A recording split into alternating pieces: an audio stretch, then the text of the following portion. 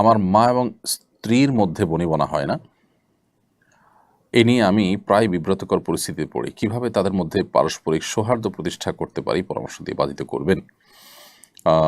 প্রিয় দর্শক, মা এবং স্ত্রীর মধ্যে যখন বনিবনা হয় না, তখন আসলে ছেলেদের জন্য, স্বামীর জন্য, স্বামী হিসাবে ছেলেদের জন্য অনেক কঠিন পরিস্থিতির মুখোমুখি হতে হয়। অনেকটা পাটা পুতুর ঘষাঘষিতে যেরকম মরিচ বা অন্যান্য জিনিসপত্র যেগুলো আমরা বেটে থাকি, সেগুলোর অবস্থা যেরকম কাহিল থাকে, ঠিক একই রকম অবস্থা ছেলেদের হয়ে থাকে।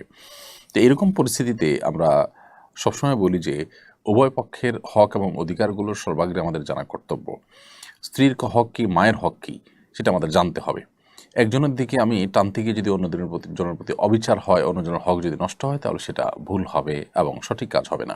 তো এই জন্য সবার হক এবং সবার প্রাপ্যগুলো আমাদেরকে আগে ভালো করে জানতে হবে।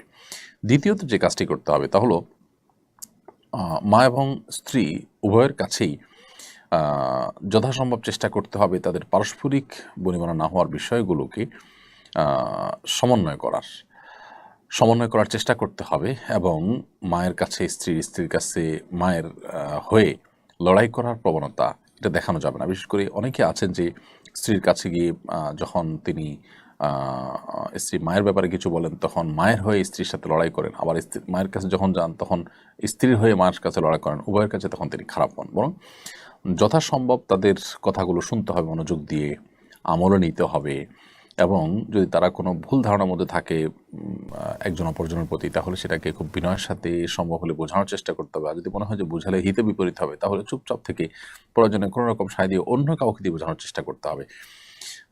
কিন্তু এর মানে এই না যে কোনো জুলুম হলে, অবিচার হলে আপনি নির্বিকার থাকবেন, কিন্তু যথাসম্ভব এই ক্ষেত্রে ব্যালেন্স করার চেষ্টা আমাদের করতে হবে এবং এটা করতে যদি আমরা ভুল করি, তাহলে সেক্ষেত্রে এর জন্য আমাদেরকে অনেক মূল্য দিতে হতে পারে।